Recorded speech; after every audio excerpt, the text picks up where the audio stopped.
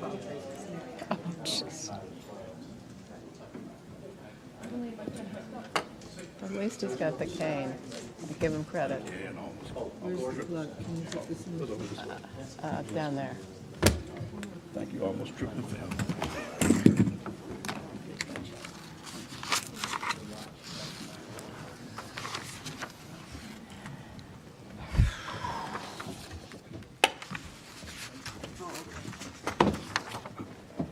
Do we need to do a second roll call for the council meeting? We just recess to go out and then come back here. Hold on for the council. Yeah, okay. Effort is on. No, I didn't mean, not for now.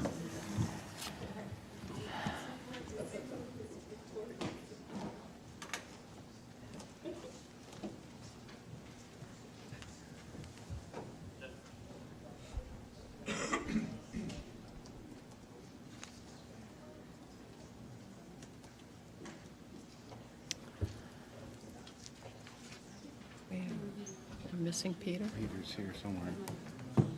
He's over here. Oh.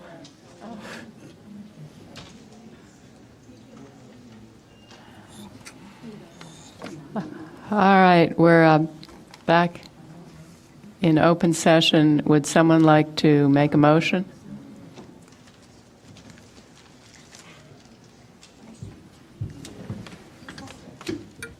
Alderman Grover.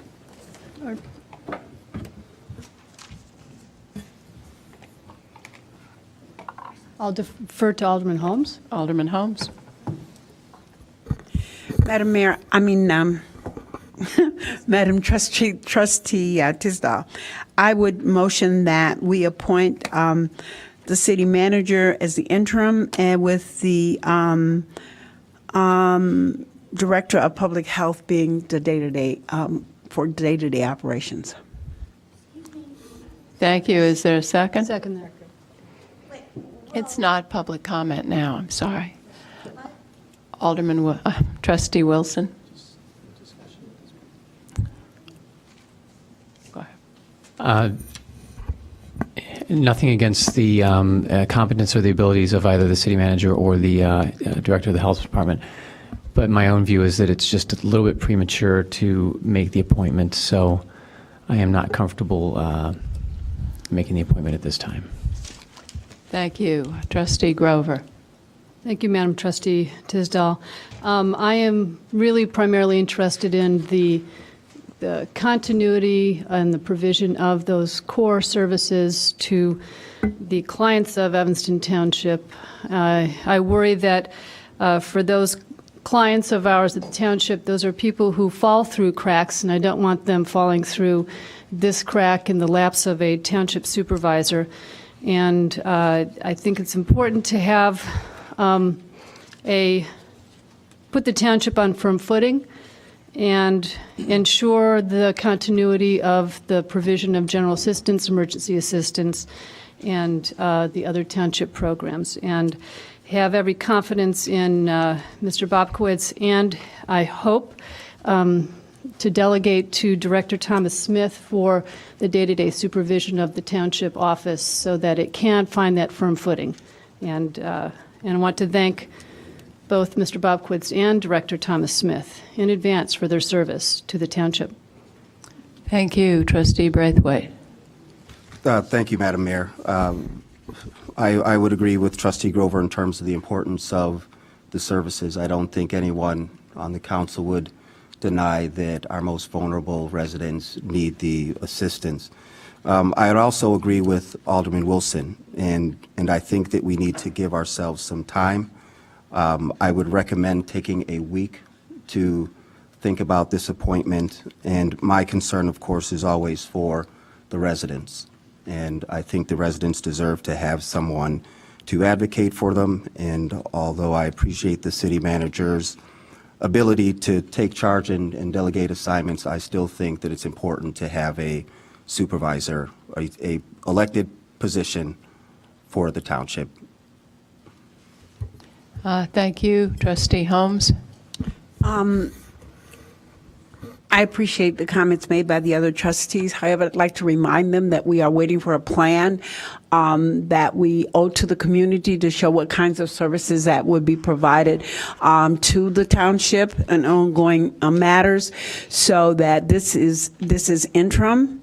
And we would have the ability as trustees to oversee the city manager, as well as the Department of the Health Department's director for that via the city manager.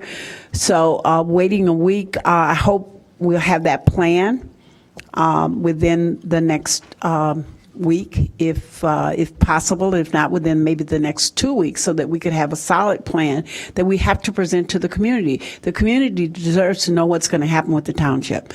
If in fact we are going, if we are proceeding with the wishes of the council that was voted, I believe, by the majority of the council to put it on the ballot for, or would be put before it was put on the ballot to have it abolished. So if it's going to be abolished, then the residents of Evanston, those that we all serve, need to understand what kinds of services would still be provided by those in most need in our community. And that would be the plan that we asked for, I believe, at the last council meeting. Thank you. Trustee Rainey. Well, we're corporate officials of the township and of the city.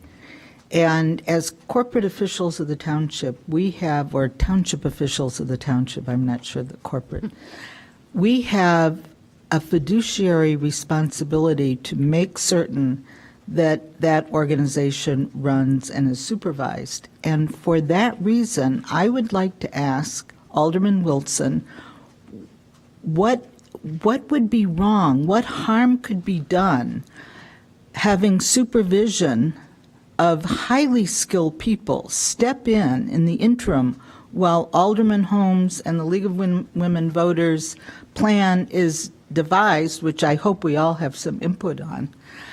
What would be wrong with that? How could any type of legitimate supervision be harmful at this point?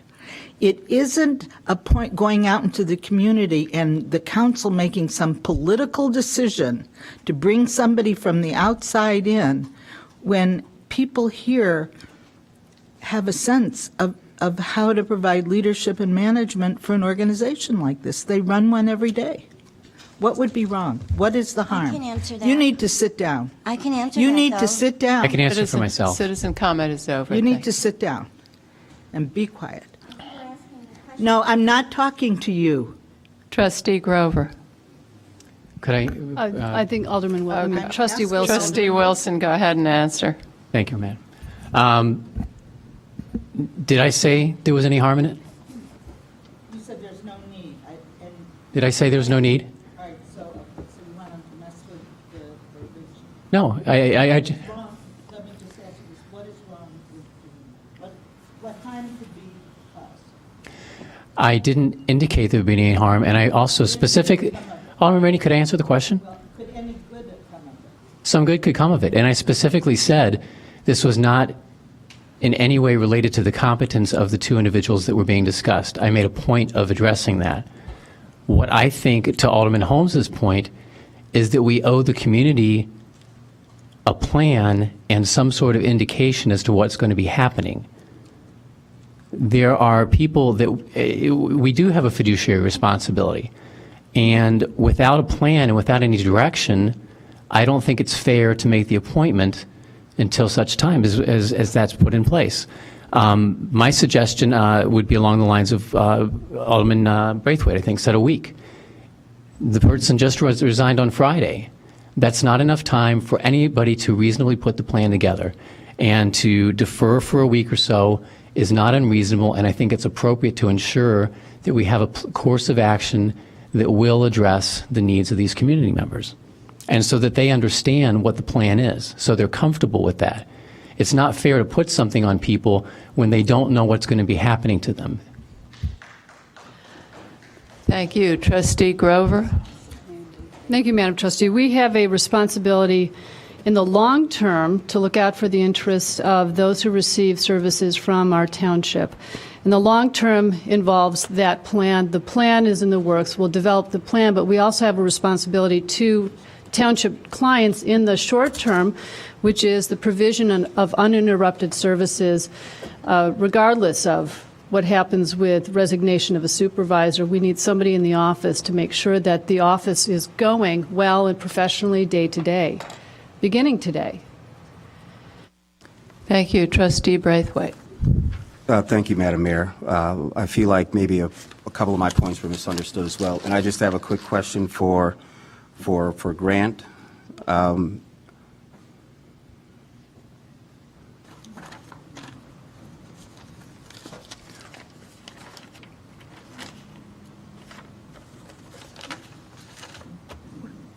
Just as a matter of procedure, at our last meeting, we held the vote to put the township question on the ballot. And I don't recall making a referral to the League of Women's questions. So I'm in support of utilizing those questions into our action plan that we can later communicate to our residents. My question is, how do we get that letter into a plan that can come back to Human Services that will eventually go back to council? Does that make sense?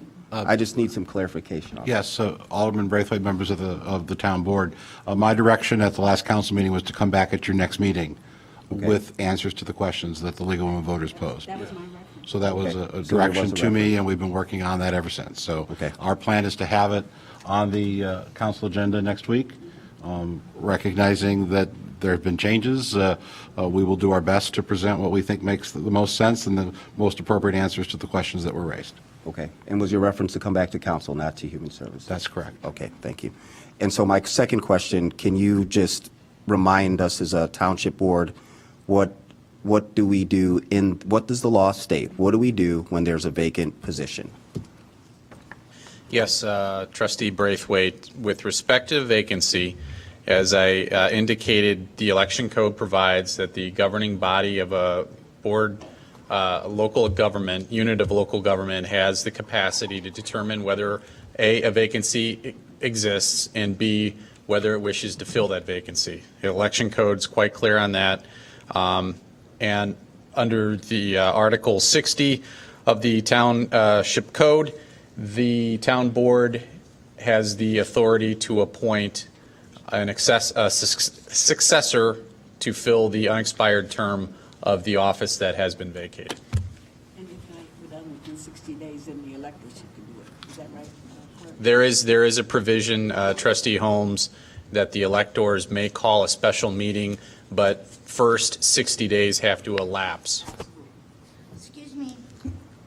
It also is. It is not time for citizen comment at this point. There will be a time for citizen comment again at, Statute says that we, the electors, if 15 electors sign a petition asking for an agenda to be added on a special town meeting that the board has called, we therein. this is not a town meeting, that you're correct, except that this is not that. It's not a township meeting? What? You called for, it says special meeting. This is not an Article 30 special township meeting. This is a special town board meeting. The distinction is Exactly, quite clear. That's what the statute says, doesn't it, Rodney Green? Isn't that what the statute says? And but is this a city council meeting or a township meeting? This is This is a township board meeting, not a township meeting. It's a difference between the township board and the township annual meeting. This is a special meeting called by the Township Board of Trustees. So at that point, you can't add anything to the agenda. You can only do it during the annual township meeting, which is in April. Can you read those things that I gave you there? I'm sorry, we really need to move on. It's been moved and seconded, and I see no lights on for further discussion. I wanted the statutes to be actually read word for word into the record. It's done. It doesn't seem like you read it. Also, for you to appoint this city manager as. All right, please sit down. The director back. Would you Where it was running smooth. please sit down? That she was fired only for political reasons. I'm sorry, what are you saying? Would you please sit down and let us conduct the meeting, please? Thank you. All right, it's been moved and seconded to appoint the city manager. Respond or to take part in the discussion? No. The solution is. Citizen comment is over. Ms. Sean, no. I was told the city's council meeting would be at 7, and after that would be the township meeting. You cannot put both meetings at the same time. Okay? We came when we were told when the township meeting was going to be meeting. And can you read those things? I did not speak to you at all about timing of township meetings. So I would suggest that it has been moved and seconded, and City Clerk, would you call the roll? On the appointment of City Manager Bobkowitz with Trustee Holmes's addition that it will be will be run through the Health Department with Evanston Thomas doing the day-to-day work. It's a conflict of interest. Didn't we have amendment At to the very wait a week? worst. No, that was not an amendment to the motion.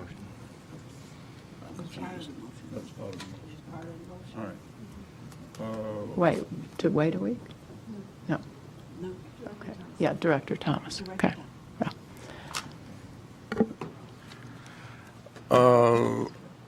Trustee Wilson. No. Trustee Holmes. Yes. Trustee Tindem. Yes. Trustee Grover. Yes. Trustee Rainey. Yes. Trustee Burris. Trustee Fisk. Trustee Braithwaite. Trustee Wynn. 6-3. What about the mayor? Mayor, Trustee Tisdale. Thank you. Yes. Okay, that's 7-3. 7-3, the motion passes. Move to adjourn the township meeting. Is there a second? Second. All in favor? Aye. And welcome to the City Council regular meeting. City Clerk, would you call the roll? I think I'm fine. 1, 2, 4. Ronnie, can you hand my papers back? I'm going to read them into the record, which states what our rights are, constitutional rights, our rights regarding the Illinois criminal statutes. Alderman Wilson. Are you doing a roll call for which, okay, now you're doing a roll call for which meeting? The City Council meeting, and there will be an opportunity for public comment during this meeting if you will sit down and wait. I am present. Well, I need the paper then to sign it. It's out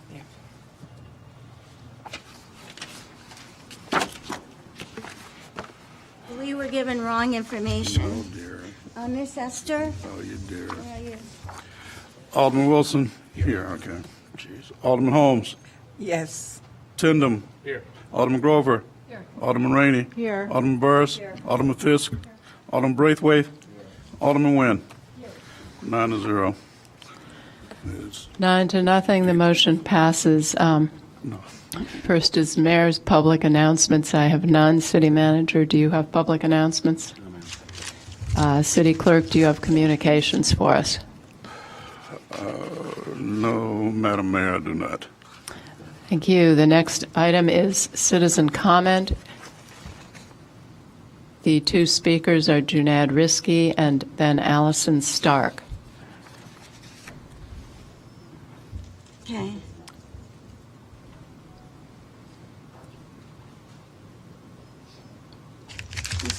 Miss Esther? I do need the sign-up sheet back. We didn't have a second. I will need it back if you want me to call on you. All right, this is a regular public comment. I will speak to the city budget first. Since Wally's going to have more jobs to do, we'll discuss that at non-agenda. Basically, the city has been taking almost $3 million out of the water fund. This has been going on for years, and I've noted this at quite a few council meetings. As we know, this is a form of taxation, basically, backdoor taxation on the residents. I have stated quite regularly the water department operation really is a mess. And instead of working on the township, now Wally should have been working on the water department. there's no real numbers that exist, and I've stated this many times about the profit of the water department. It is completely messed up, $150 million asset. So the idea that you're fixing, I keep telling you, fixing the township when you have an asset of $150 million that you're not running is a serious problem to the taxpayers. Whatever happened to the water sale with Lincolnwood? It appears to have evaporated. Why would it have had evaporated? Probably because the city couldn't provide backup information on what's going on with the pricing to Lincolnwood. And that's what we don't have as taxpayers. In the recent Capitol meeting, it was really appalling to me as a citizen to listen to how really the presentation that occurred there that was so short of numbers. The so-called 10% increase we are about to see with our water bills will probably not be completely used for capital, but will obviously be used for operations to cover up the problems. I was more concerned how the city did brush off the issue of the miles and miles of aging water pipe that break continually. It's extremely troubling and very bad that this is happening. And at the same time, we were talking about replacing a water tank, which doesn't make a lot of sense, which we'll go into at another meeting, I'm sure. And then again, we have the yard waste sticker increase that's coming. I'm sure most of you have forgotten what happened with that, how the city made a mistake there. It cost the taxpayers $1.3 million a year. Clearly, the person who was involved with that should have been fired. And finally, I'll address Harley Clark. I would like to see the council put a placeholder in the budget for $250,000 for capital repairs. That'll fund $3 million. You can do with it what you want. If you want to charge the Arts Center $1, you can cut it down to $249,999. But it's time you start to deal with that problem and put it in the budget, whatever you do with it. And what I find here most interesting, the don't ask and the don't tell approach of the city council. City council doesn't ask the right questions, and the city staff isn't telling you the right information. Thank you. Thank you. Hi, my name's Allison Stark, and I'm the chair of the Mental Health Board. So thank you for allowing me to speak with you this evening. I'm here to ask for clarification on the proposed fiscal year 14 City of Evanston budget on behalf of the Mental Health Board. As you know, the Mental Health Board goes through an extensive proposal process to determine allocations to purchase needed services for Evanston residents from social service agencies in Evanston. We submitted our proposed allocations to the Human Services Committee on October 7th for a total of approximately $830,000. Our proposal has traditionally been funded with a combination of township and city dollars. In reviewing the city budget, it appears that the city has allocated approximately $480,000, which is less than the fiscal year allocation. We are also seeking clarification on some of the specific allocations. For instance, the Mental Health Board did not submit an allocation for thresholds because they did not apply this year, yet there is a $20,000 allocation in the City of Evanston budget for fiscal year 14. Alternatively, Moran Center, we did receive funding from the city in fiscal year 13, yet there's no line item for them in the budget for fiscal year 14. These are but a few of the discrepancies, and there are a couple of them that we found. I'm here tonight to draw your attention to this matter and ask that you look at our original proposal as we proposed it to the Human Services Committee a few weeks ago, and it be reviewed again. Thank you. Thank you very much.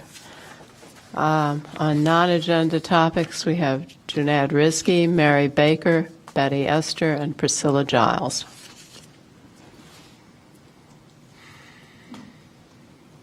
This was sort of unprepared because of what happened. But what I will say, just the last speaker basically pointed out some things that basically you don't have your numbers together. You don't have things together. Yet you want Wally to take on more and more responsibility. So what do you want him to do? And then really this should have been an appointed position, someone in the community. You're basically dumping more and more work on him, and he's failing. And basically, I can go through the budget. It's a mess. And things are a mess here. And frankly, this council's responsible because it's supposed to be the overseers. You're not overseeing the city, you're not overseeing the township, and you're making a mess of things. So just think of that as you go forward. And you can smile, Mayor Tisdale, but I wouldn't smile because some people are going to get the message. Thank you.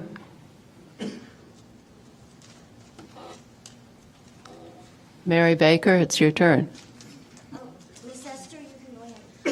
I was looking for my papers. I thought that I got You gave them all. Oh, Yeah, they were returned here.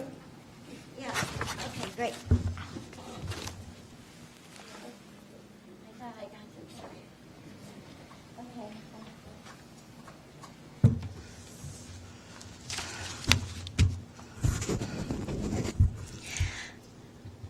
My name is Mary Baker. I read what the statute says, and I read the different case laws that will support what the statutes say. And so it's very disheartening to read what our rights are as electors for the township organization, and to read that we do have a say. If you go through the statutes, it says the electors. And in fact, one of the statutes even states that it's the electors that are the corporate body of the township.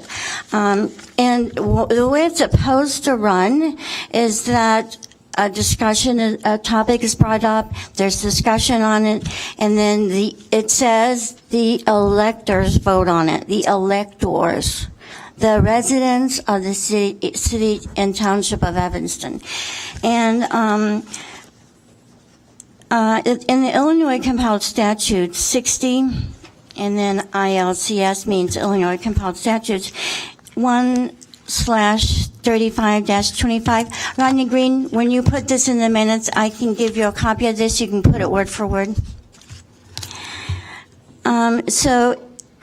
Article 1, Section 35-25, exercise of annual meeting powers. When the special meeting is called by the Township Board in the manner provided by this article, the electors may take an action authorized by Article 30 that could have been taken at an annual town meeting. Our constitutional, and then there's I'm sorry.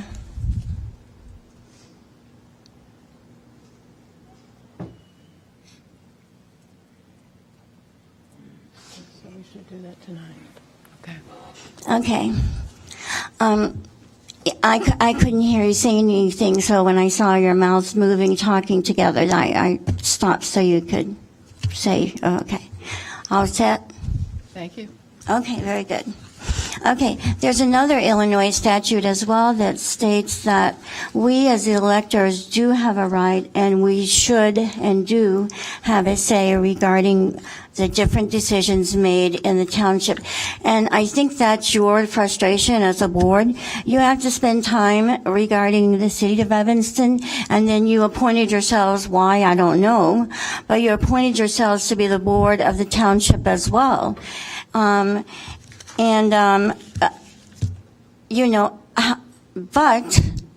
the township board could be the supervisor, which is supposed to be the supervisor, basically, be in charge, but you didn't let the supervisor, Miss Patricia Vance, take her role as supervisor on the board.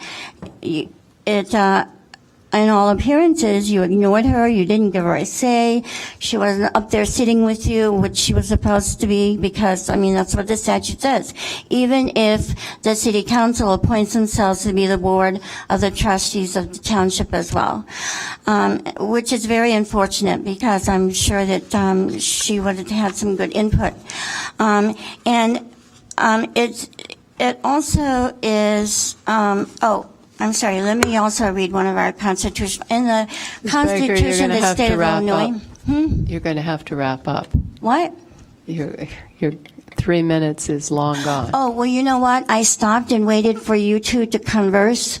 So, a little bit more 3 time. minutes, because I 58. waited. It's Okay. 4 minutes now, so you're going to have to Okay, well, wrap up. I think it was 2 minutes I waited. Well, I'm guessing. Good try. You can look back on the tape and time yourselves. Okay, so the Constitution of the State of Illinois, Article 1, Section 5, right to assemble and petition. The people have the right to assemble in a peaceable manner, to consult for the common good, to make known their opinions to their representatives, and to apply for redress of grievances. We have not been given the opportunity in Evanston. We have not been given the opportunity to have our say. So a lot of people, when I'm finding out about this, and I'm asking people, and they're saying, "Well, why does it go to the meetings? All we do is just sit there. They don't give us a say. We can't even have a part in the vote. We can't even hear most of the time or half of the time." Some people say half the time. Some people say most of the time. What's even being said? So it looks as though our constitutional rights are being violated. Baker, you're now at and 5 minutes. And our statute, thank you for timing me. And our statute rights, okay? Now, in Illinois compiled statutes, and I'll finish up in just like, I'm rounding it up now. 60 ILCS for Illinois compiled statutes, 1/35-25. Oh, I believe I read this. Exercise of when you call a special meeting, which you did, it's a special town meeting, we, the electors, have a right to have a say. It also states that if 15 petitioners, electors sign a petition, we can add on to the agenda. And that addition onto the agenda is to rehire the director, Ms. Sean Paul, because she was only fired for political reasons. He was there not even a week. 6 minutes. You really do need to wrap up. So I suggest if you really want Ms. and are Esther, it's your concerned for turn. the township, that you rehire the director, and the case, Ms. Sean Paul, and the caseworker, Mr. Mitchell. Oh, and look at motions 60 ILCS 1/40-15. Our rights as well, which we're not getting. Ms. Thank Esther? you for your patience.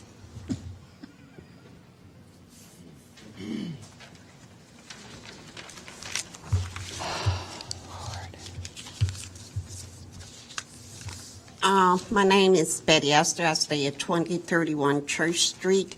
First and foremost, a motion was made and voted on by you in the role of trustee to appoint Mr. Bakowitz. Yeah, got it right that time. As as the township supervisor. And then we are supposed to look at the things that was handed to Mrs. Holmes. Huh? That was not the whole motion. State the whole motion. Just so if you're going to quote, since I made the motion, I want to be quoted correctly. Can you speak into the mic and say what? I did. I just simply said quote the whole motion. The motion was then, okay, y'all voted, the motion was to appoint Mr. Wally Bakowitz as the supervisor of the Evanston Township, and also appoint or have Mrs. Avanda Thomas, the public health director, assigned as supervisor to the day-to-day operation. Is that correct? Correct. Thank you. In that, and then you talked about the things that was handed to, I guess all of you, but at least to Alderman Holm, my Alderman, from the League of Women Voters. If you go back and look at all of the tapes and listen to those tapes, you will hear people standing, especially me, saying the same thing over and over again. But all of that said is, what if you had looked at the statute, followed the law, this is what should be happening now. According to 305 ILCS 5/12-3-1, which is section 12-3-1. Discontinue of a coterminous township. Upon discontinue of a coterminous township, under Article 27 of the Township Code, the coterminous municipality shall provide funds for the administer the public aid program provided under Article 6 of this code. What it is telling you that what we were saying you had to have, what was your plan? Your plan is already set by statute and law. You have to provide the program as stated in Article 6. Even though you do not get any money from the state, you still have to follow the Public Aid Code, Article 6. Article Sister, 10 I do need says you to that wrap you must minister that program. So you haven't been reading the law, and you have been denying the electors, especially the black ones, no respect and no justice. Thank you. Thank you.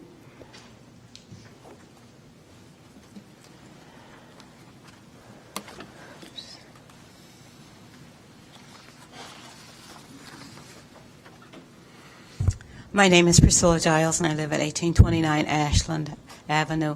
I thank you for being quiet as I talk, because I can't say you're really listening.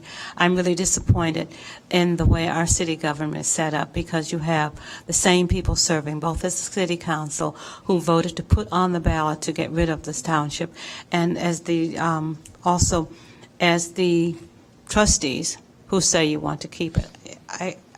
I'm really disappointed. Thank you. Thank you. That concludes citizen comment. City Manager, we have a special order of business, the fiscal year 2014 budget presentation. Yes, Madam Mayor, members of the council, good evening.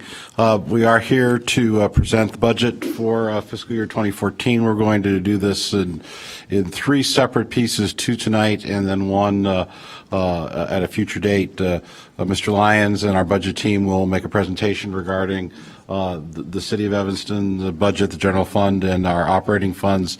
Karen Danzig-Lyons, the director of the Evanston Public Library, is here. She'll be making a presentation this evening regarding the library fund. We will then come back to you at a future meeting with the third budget, which will be the Town of Evanston budget for fiscal 2014. I'm very pleased to present the budget for 2014 to you. It is the first budget that I've been able to present to you since I've been city manager, with no significant reductions and no layoffs, and that is no small achievement, I think, for all of us.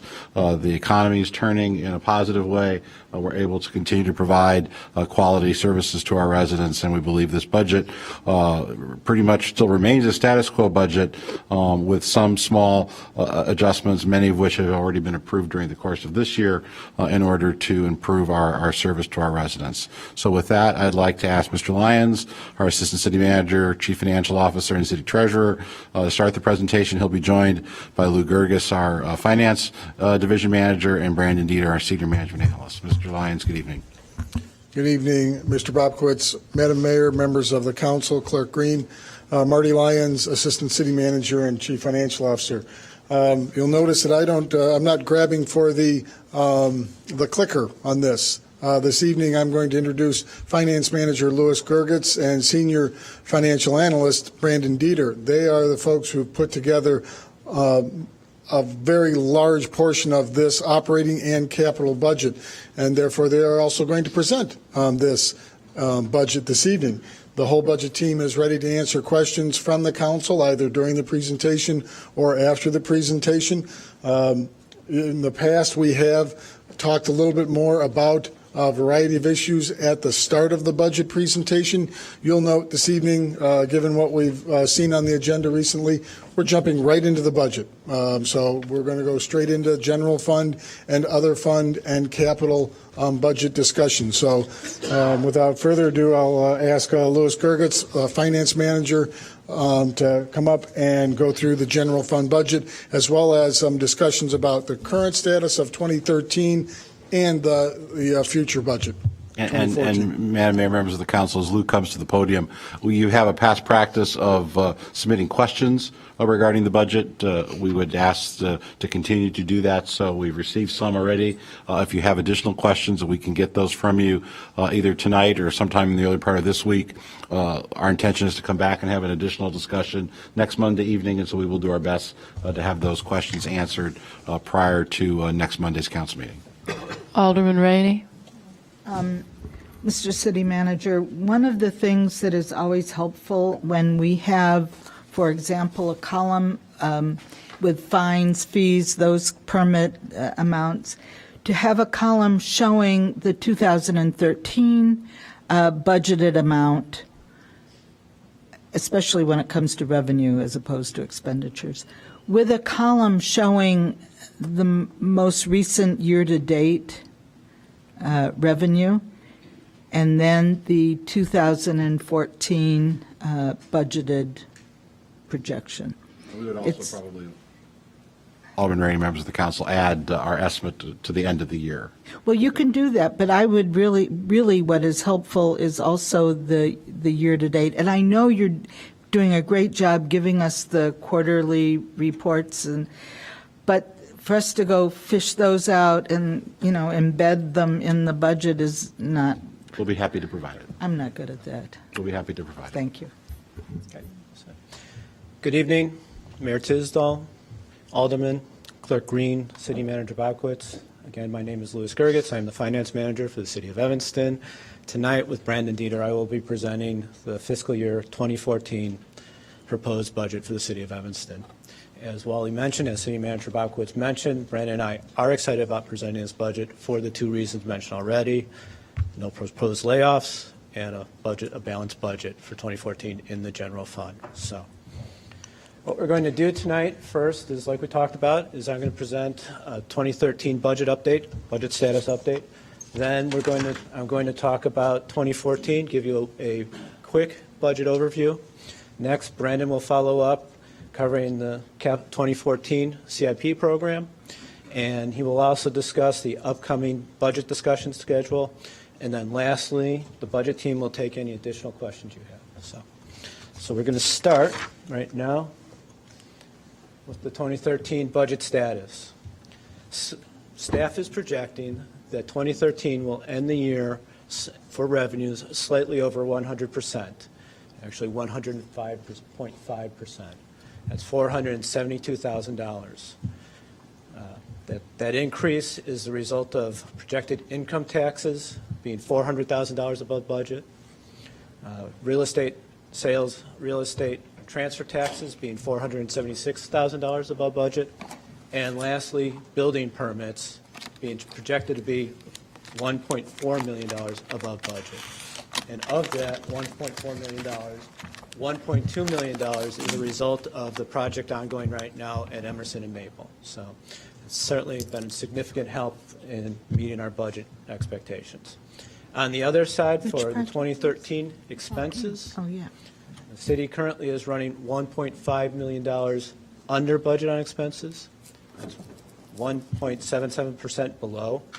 City staff is doing an excellent job of towing the line on expenses. One thing to mention is that the public safety expense is slightly above budget due to increases in staffing for 2013. So that is going to result in a projected surplus of $1.9 million. So at the end of the year, the city staff is projecting a surplus of $1.9 million in the general fund. With that surplus, the staff is proposing the following distributions to other funds. The first one being $300,000 to the capital improvement plan.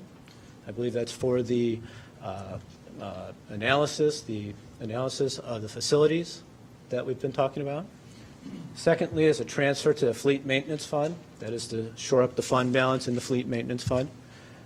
Third is also a transfer to the insurance fund for shoring up the fund balance. And then lastly is a transfer to police and fire pension fund of $138,000. I think that's been discussed at the meeting with the actuarial, is to move the money, the $138,000, to the pension fund at the end of the year. Excuse me, Alderman Rainey has a question. Yes, ma'am. Well, first of all, or actually lastly, but I just want to mention it, the surplus to the police pension fund and fire fund, that's not in the budget document. That's correct. It's not included in the budget at this time. All right, just, can you justify for us the transfer to the fleet maintenance fund and the insurance fund? I need more information on that. Can you help us with that? I'm sorry, I didn't quite hear you. I mean, I don't need it right now, but, I mean, that could be a budget memo if you want to treat it that way, because I would like to know more about that. Sure, of course, we're planning to provide any budget memos that are Yeah. requested by Friday, so thank you. So those are two so far. And if you don't mind, if we could do them as we go along, because otherwise to keep track of at the end, okay? Of course. So now, that was a quick overview, and next we're now going to go into the 2014 proposed budget. Total budget for 2014 for the city of Evanston, $252 million. Of that, general fund revenues, $87.2 million. That's an increase of $2.7 million over fiscal year 2013. General fund expenditures, $87 million, a $2.5 million increase over 2013. This is going to result in a projected surplus of $230,000. So city staff is hoping at the end of fiscal year 2014 that there will be a surplus of $230,000. This is another table demonstrating the same information I've just covered. It's laying it out graphically, showing 2013 estimated actuals with the surplus, $1.9 million, the proposed distribution of that surplus. Even after the proposed distribution of that surplus, the general fund will still have a surplus of $429,000, which will then result in a fund balance, a projected fund balance for the general fund, unreserved fund balance of $17.6 million. So the general fund will have a healthy surplus. It'll be a little bit over 2 months reserve. Yes. And again, for 2014, surplus projected of $230,000. So, this slide here summarizes the steps that the staff took to achieve the balanced budget for the general fund.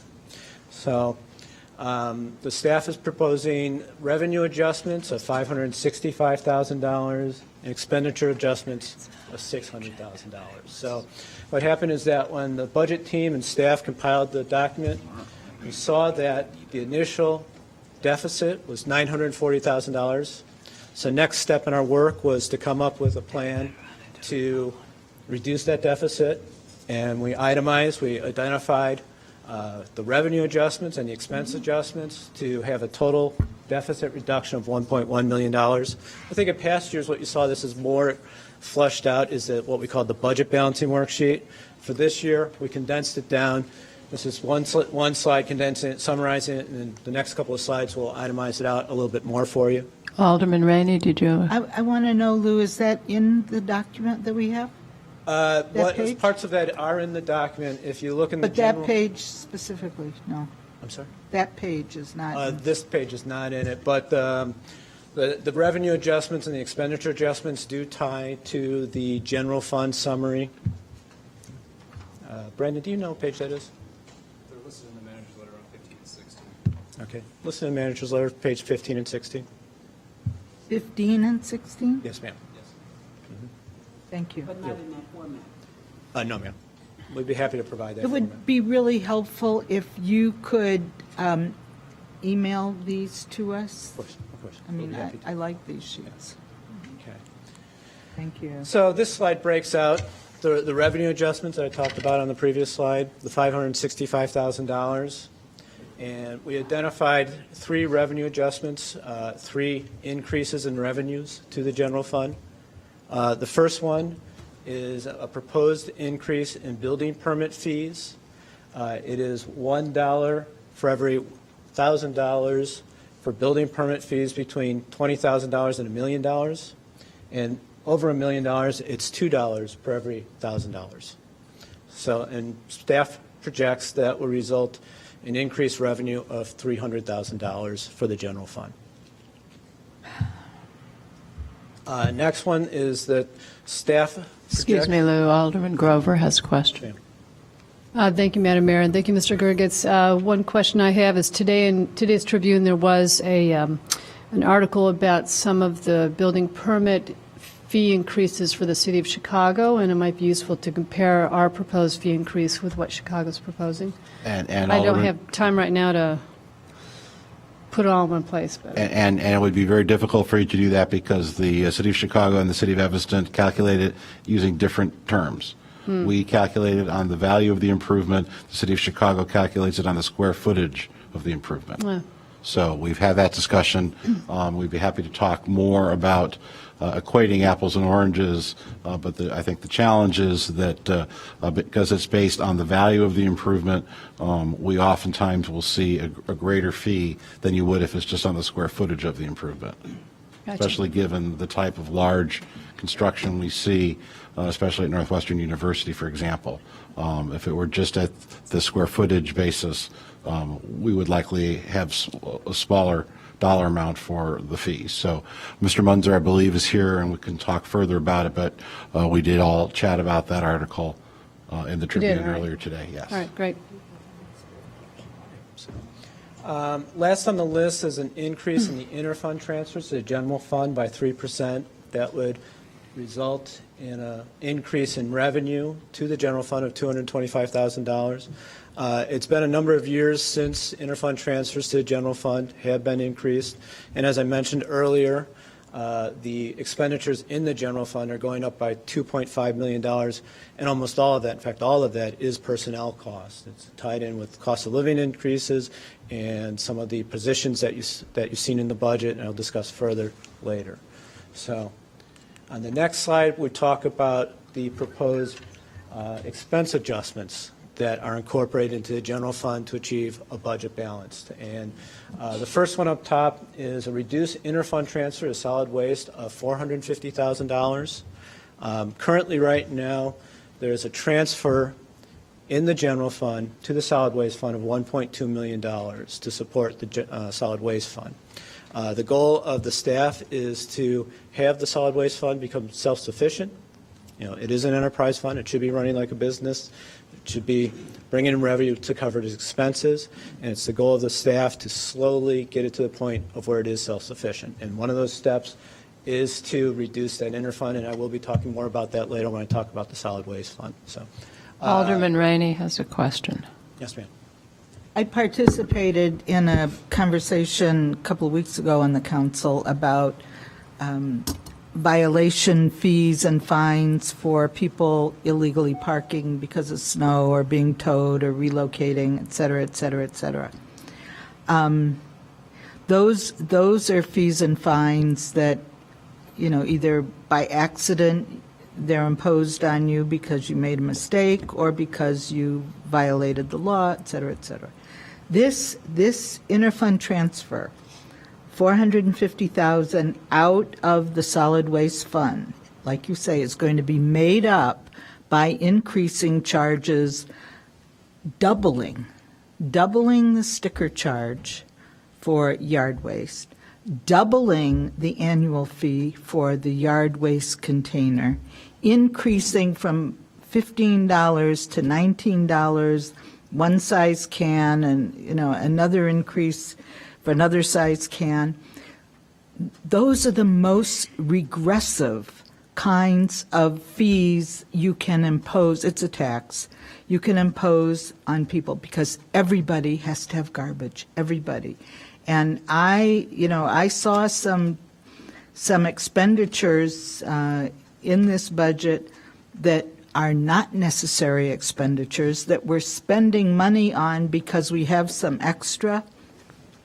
I'm going to ask the council to give a lot of thought to the people in this community who can just not pay another penny more, and not add additional fees to the garbage, to solid waste. It's just so regressive, and that water bill that comes in that white envelope keeps getting bigger and bigger and bigger. And you hear these people explain that, well, this is only going to be, I heard an explanation recently about a $300,000 expense and what it means to a house, the taxes on a house that is $300,000. It's a minimal amount. But over the years, those minimal amounts from this pot and that pot, they add up to tens of thousands of dollars on people's tax bills. And this is just wrong. It is garbage. We all have to have our garbage collected. And I just think we can't do this. I cannot understand the reasoning of doubling the yard waste sticker from $1 something to $3. I mean, it's unconscionable, and I hope this council will not support it. I understand raising the water rates so we can have new water mains, but this is nonsense, and we can't do it. It's a hardship. So, Thank just you. saying that this reduce interfund transfer to solid waste, no, we cannot support that. I will not support that. Thank you, Alderman Burris. Thank you. I'd like to echo those comments of Alderman Rainey, and I'm glad that you're on this page, or this slide, which sort of correlates to here. My concern is fabulous that we have the surplus. I mean, the building permit fees and the transfer fees, that's wonderful. My concern is we have a surplus, and instead of paying off our debt, we decided to spend it on something else.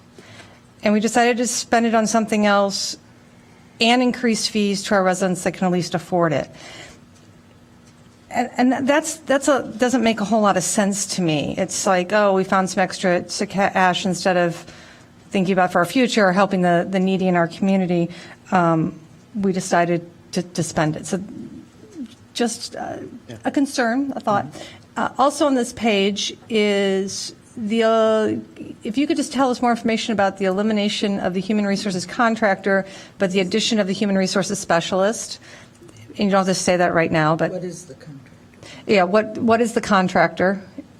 That is a contract position that is supporting the Human Resources Division, and the proposal is to eliminate that expense and offset it by hiring a full-time human relations specialist to support the division.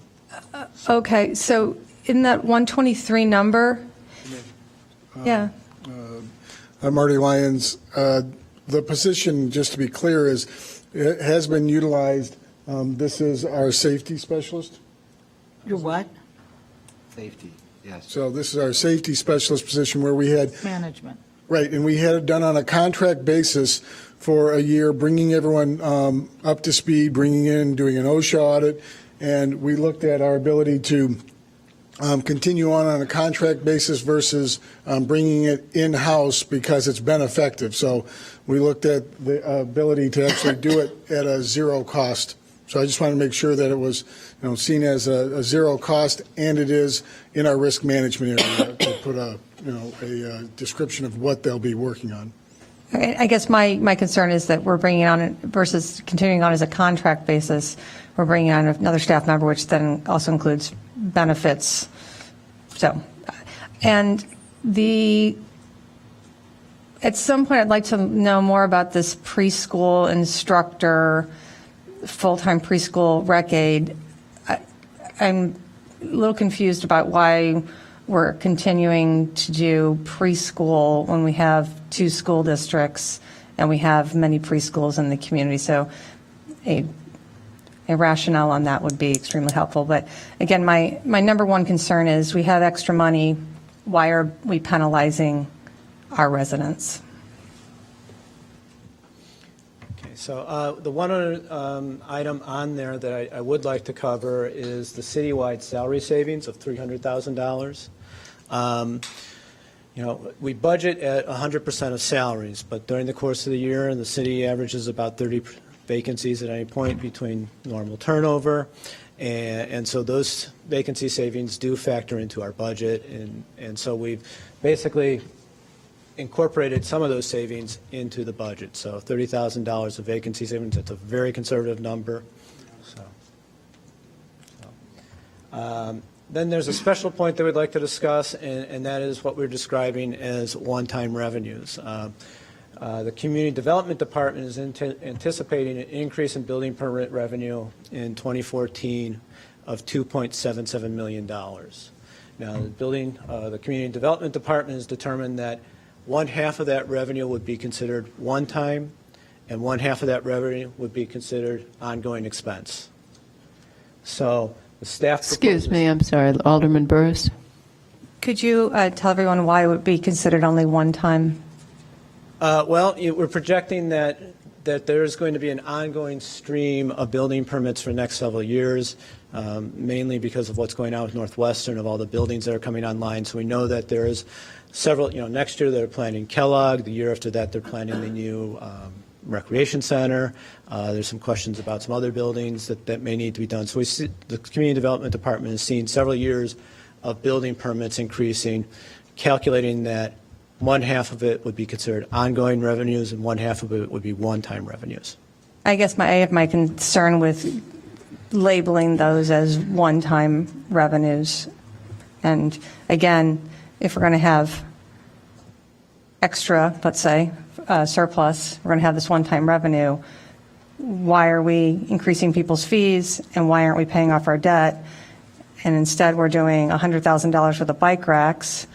We're somewhere, I don't think it's on this one, but there's somewhere else in our packet that there's going to be like $1.5 million for St. Paul's Park, which is this, I think you'd have to pave it in gold actually to spend $1.5 million for it. But again, it begs the question, what are these things absolutely needed?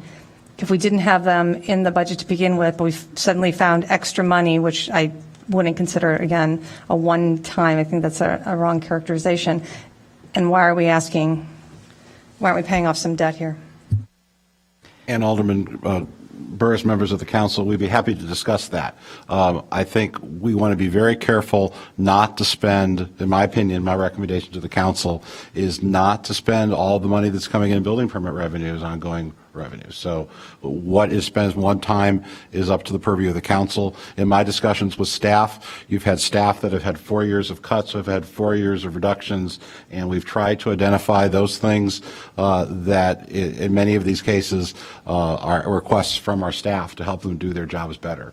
Since we're not going to be hiring additional staff, it made sense to make these investments in other ways. But certainly, we'd be happy to talk about them one by one, either this evening or at a future meeting. Thank you, Alderman Rainey. Well, I just have a problem with the characterization of one-time expenditures in building and housing, and you just explained that you're anticipating this year after year for the next 3 or 4 years. That revenue is not one-time revenue if we can project out 3 or 4 years that it's going to continue to come in. So, but that's, that's just, that's an argument that either side could win. But I agree with Alderman Burris. Some of these expenditures, while I'm sure, we do not need a mobile city hall vehicle. We do not need that, and I certainly hope this council does not support that.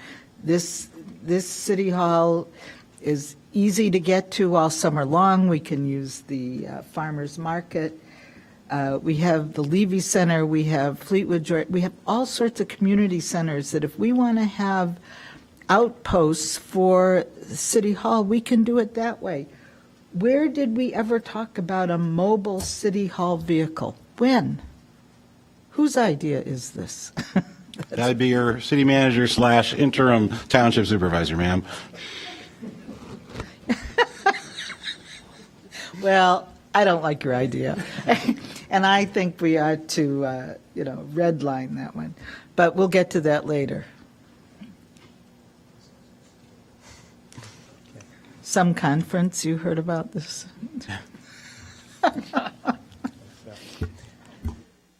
So next thing I'd like to talk about is position control, the new positions that are coming online in the 2014 budget, or in some cases are already filled.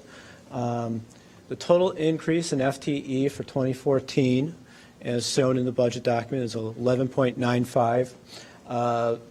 In fact, all of the positions in the general fund are already filled, and individuals are working in them.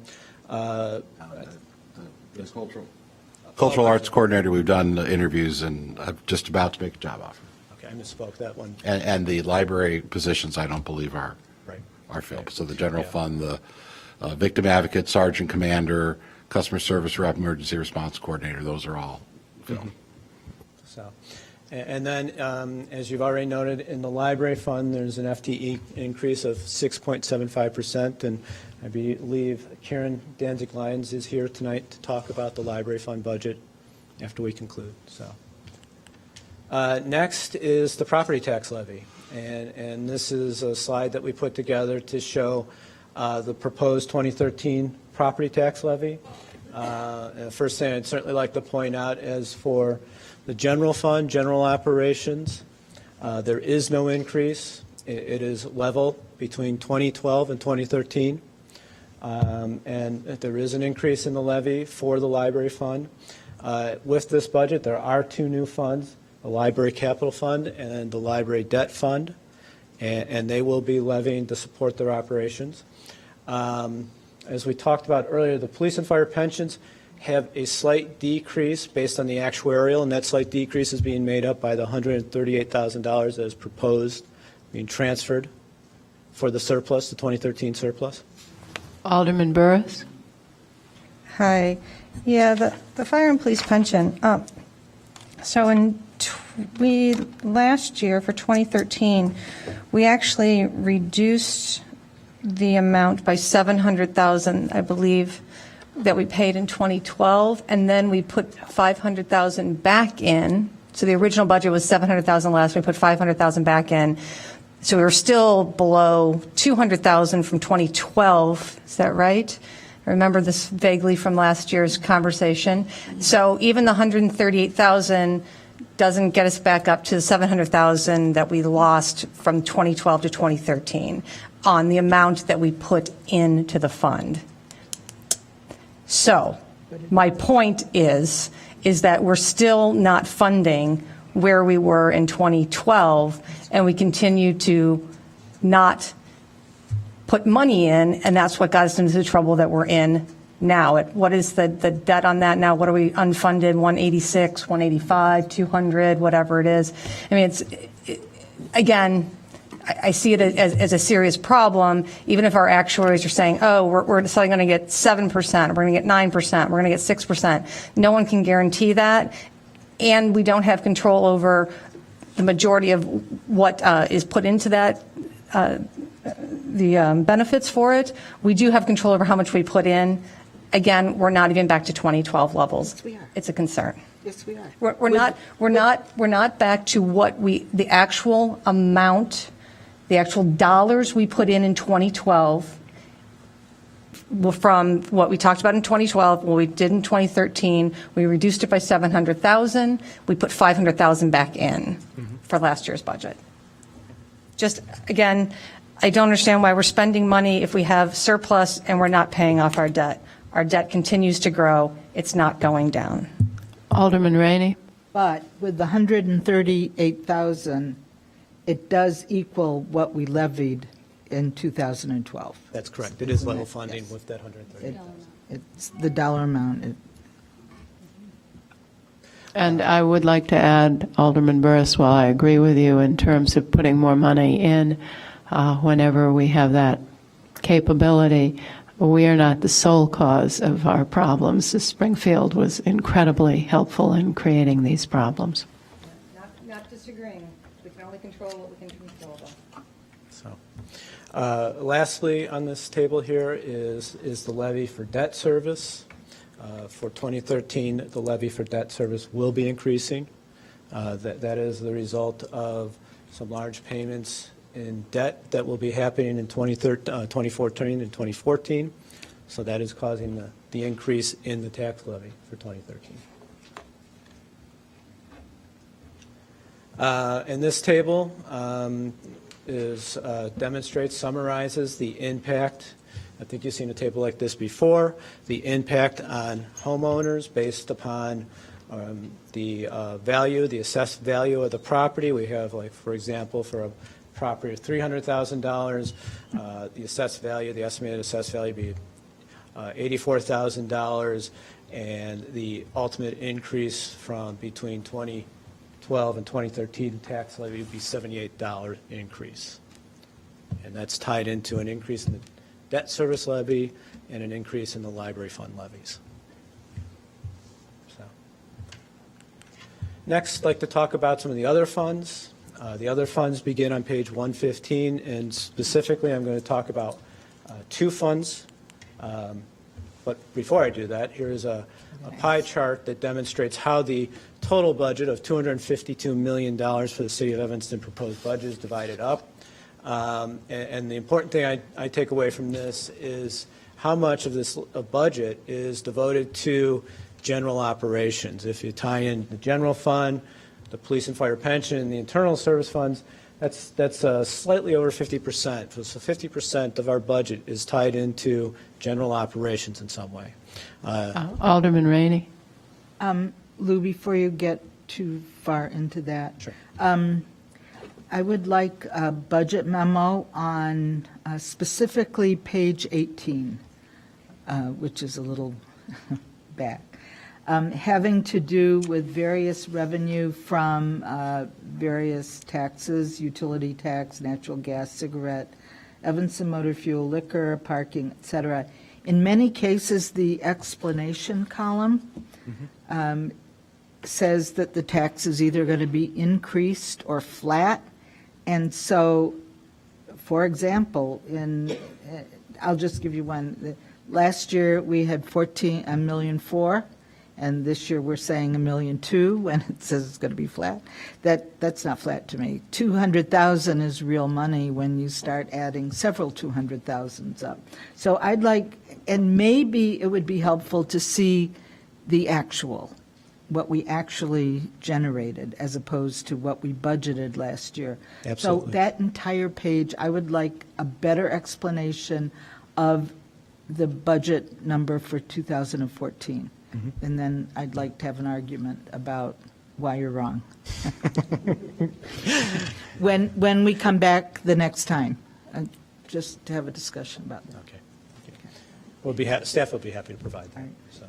So any other questions?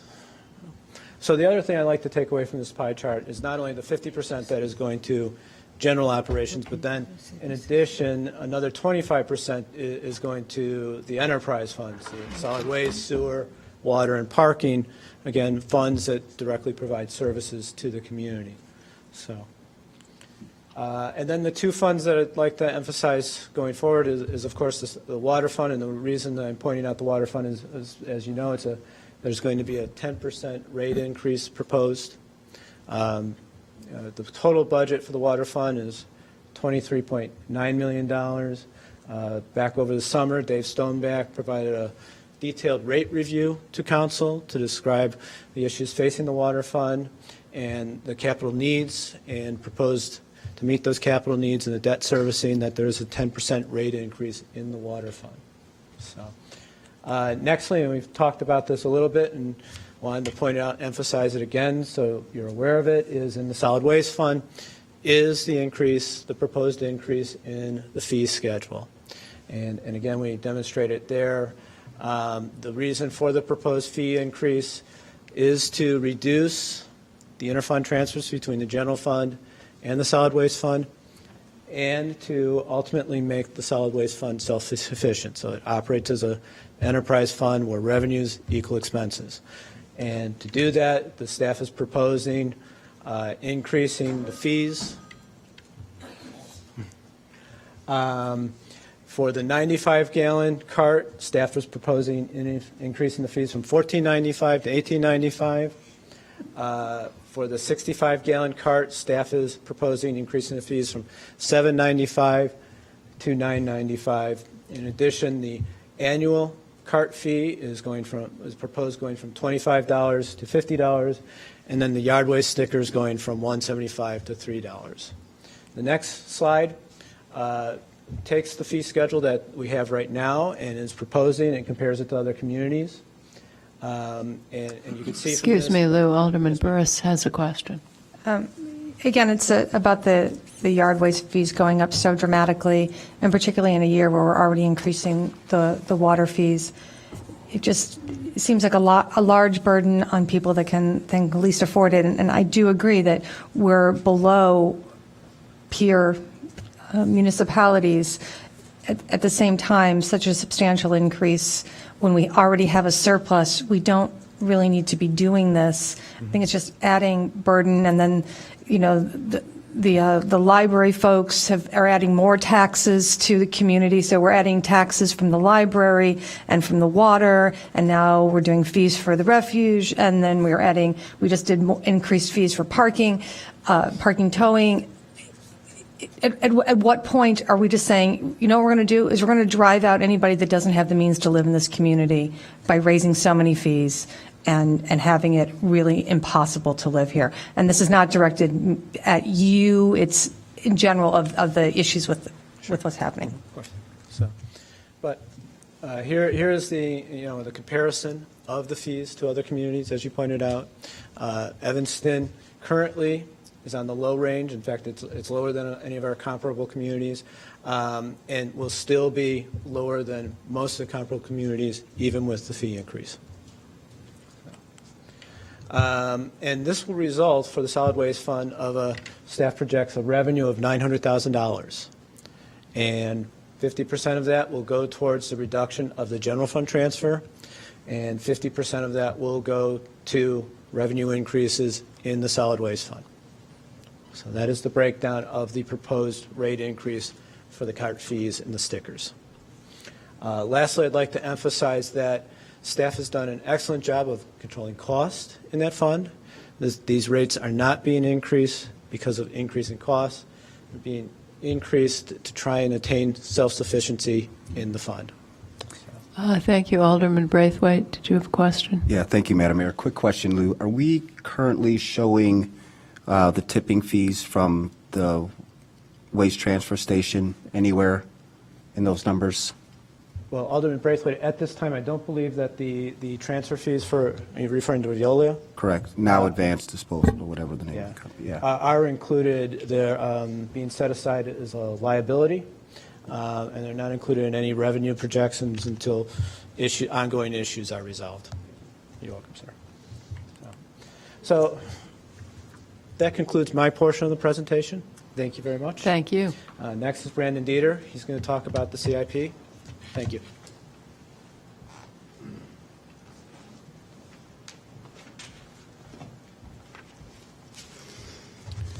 Good evening, Madam Mayor, City Council, Clerk Green, and City Manager Bobkowitz.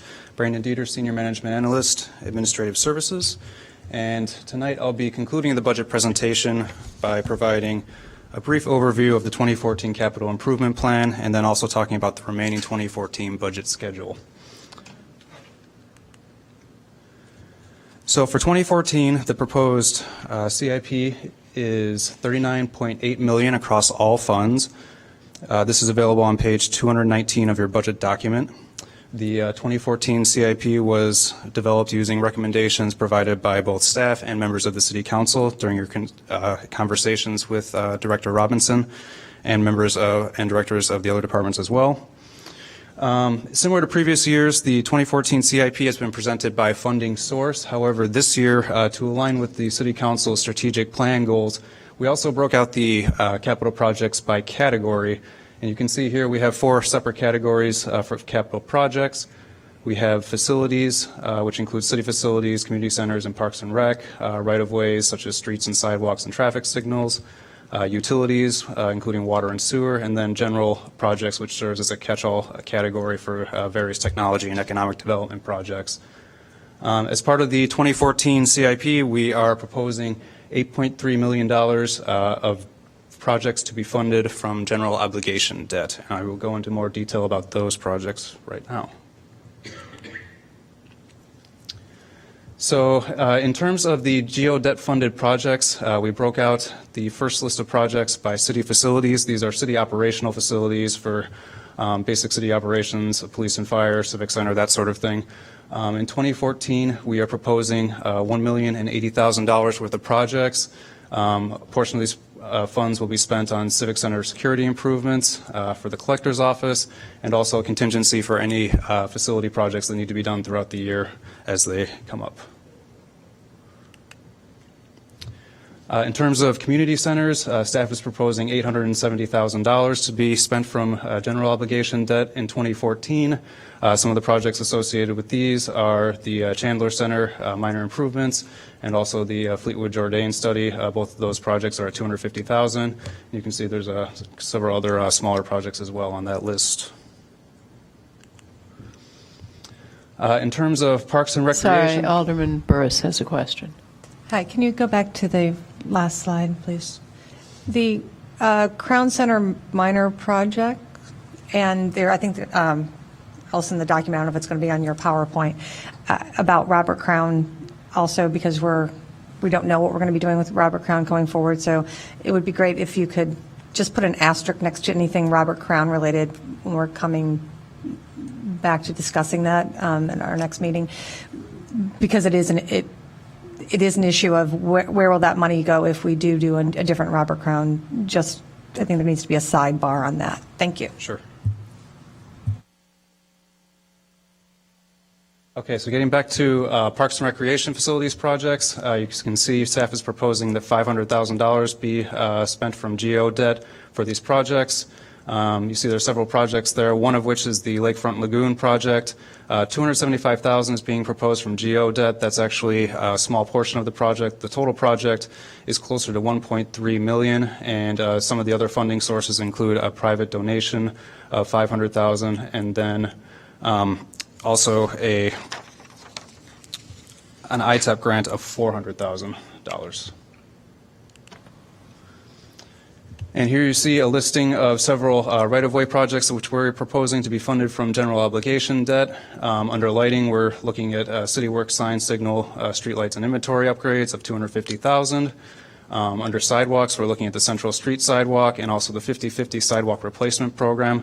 50/50 sidewalk replacement program is proposed to be funded at $250,000. This is twice as much as being spent in current year. Current year, we have $125,000 budgeted for that project. So we're budgeting a total of $350,000 to be spent on sidewalks in 2014. And then for traffic signals, we're proposing 2 projects to be funded from GO debt at $119,000. And in terms of streets to be funded from GO debt, you can see there's quite a lengthy list there, the largest of which being the street resurfacing from the Capital Improvement Fund at $2.3 million. This is in addition to the $1.4 million, which is proposed to be spent from the MFT fund as well. Total street projects to be spent from GO debt is $4.6 million. And then finally, the last category is the general projects. We have $475,000 for engineering services. This amount represents a transfer to the general fund for engineering services provided by city staff. So this slide provides a summary of what I just talked about. In terms of general obligation debt-funded projects, we are proposing $2.45 million to pay for facilities, $5.4 million to pay for right-of-way projects, and then $475,000 to pay for general projects and engineering services for a total general obligation debt issuance of $8.3 million.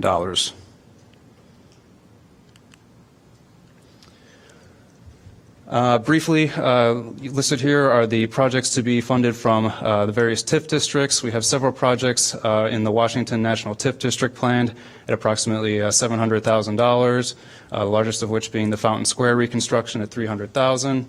And then in the Howard Hartray TIF, we are proposing $500,000 to be spent on the Target Access Drive improvements. And the last categories I'm going to be talking about are projects to be funded from grants and private donations. There are 2 groupings for these projects. The first is city facilities, and you can see they're spread across general city facilities and parks and recreation facilities. And we're proposing $2.1 million to be spent on these projects, the largest of which being the grant-funded projects from the Metropolitan Water Reclamation District up at the top at $850,000. And then the last group is the right-of-way projects to be funded from grants. These are all street projects. We're proposing $3.9 million to be spent from grants on these projects, the largest of which being the Bridge Street Bridge construction from McCormick to Brown at $1.94 million. And all these projects are budgeted in the Capital Improvement Fund. So here you see an overall summary of the 2014 Capital Improvement Plan by fund. We talked about the general obligation debt at $8.3 million, the CIP fund at grants and donations at $6 million, and then some of the other funds you can see here, the larger funds being the enterprise funds, parking fund at approximately $5 million, water fund at $10 million, and then sewer fund at $3 million for capital projects, bringing the total capital improvement plan for 2014 at $39.8 million. Alderman Burris.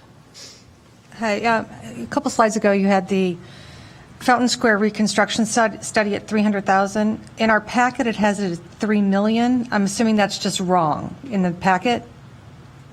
What page of the packet? It's page 223, line 60, and maybe I think there's an extra zero, but again, just want to make sure that I'm not missing something.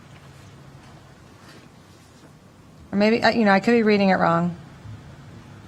You're looking in 2015. Yeah, so- $300,000 for the study, $3 million for the project. Okay, but on the line it says study, just to clarify.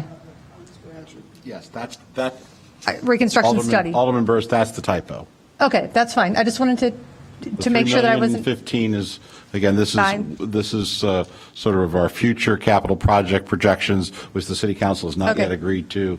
But That's fine. I was just concerned that we were doing a $3 million study. No, you're not. I appreciate that. I'm sure we could find a consultant who would be happy to do a $3 million study for you, but we're not proposing that.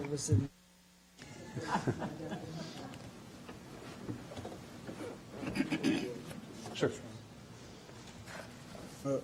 Members of the council, just one final note on the capital. This has been the level we've had for a few years. I do want to just point out that when you look at the total new capital, then 39.8 million, well, you'd take out 3,051,000, that was carryover debt, so that's carryover projects. We also have in the parking fund, the parking meter project was a $1.2 million project scheduled last year and scheduled again. So we are not proposing $39 million in new projects on top of $40 million in the past year. There is some carryover from year to year in the projects. Alderman Burris. Hi, this is actually not about capital improvements, but I would like to, I have just a few questions that if you could unpack some of the numbers for me. Starting on page 36, the Affordable Housing Fund, which is fund number 250, it doesn't have a line on this, but it's page 36. We've been budgeting approximately 250 to 300,000 as a ballpark, but we're not spending even 100,000. Just, you don't need to give me the answer now, but if we could have a little bit of information about what are we not doing and why are we continuing to budget that amount if we're not spending it, and how does that complement or dovetail with the NSP2? I just think it's a policy question. Then on page, yeah, of course. Just to that one, I have some issues with that one also. I would like to know the number of projects that are eligible or that are required to make a contribution to that fund, what that amount is, and how many people have paid it, and what are we owed.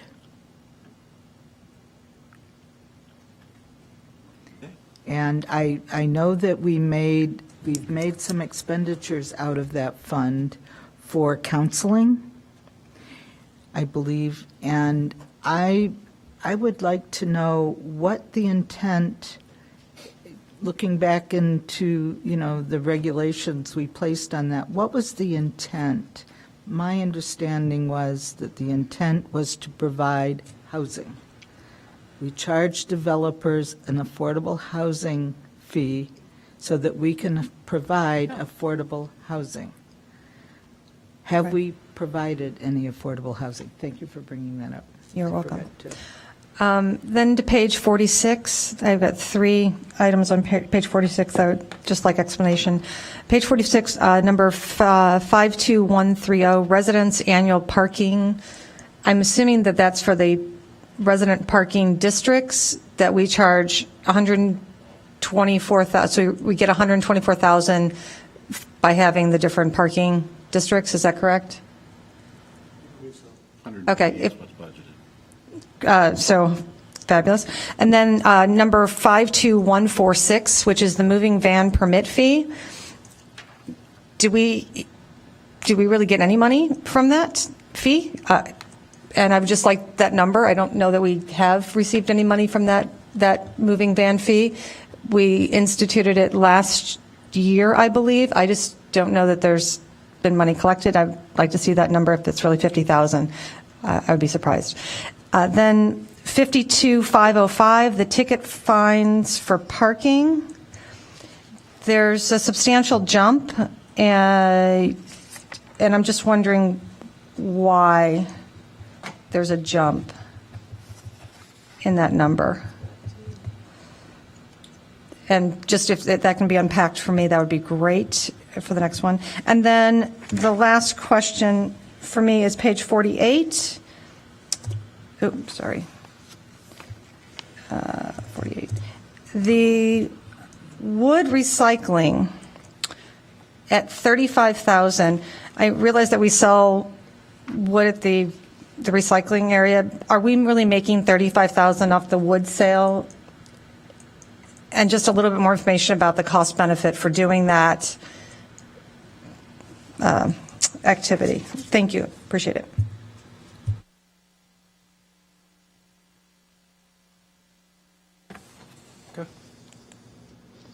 So just to finish up the presentation, I'll go through the remaining budget review schedule real quickly.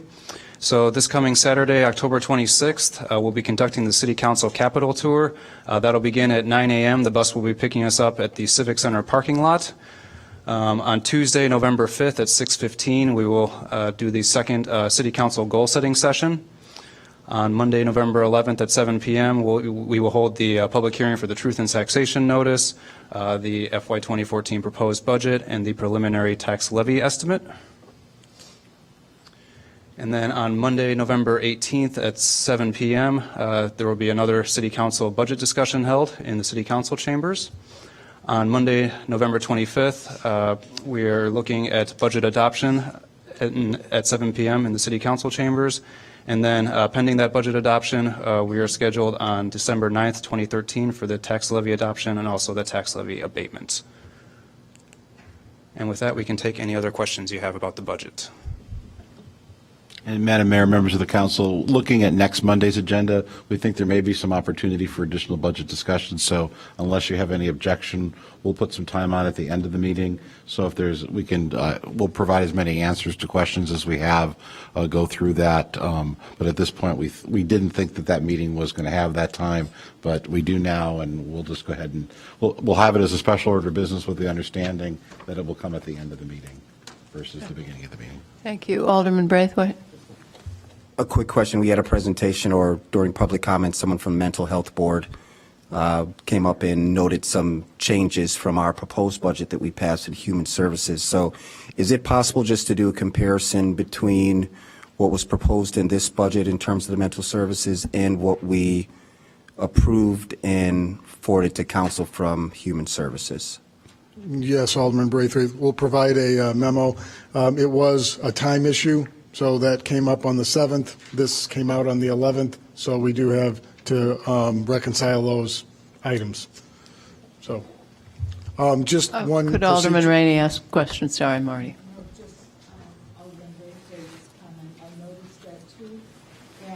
I emailed Allison the CD budget because she didn't know that we, for example, 28,000 to Moran Center, she did not know about some of those. So that should be included too. I will have that. And unless we have a major research issue to deal with.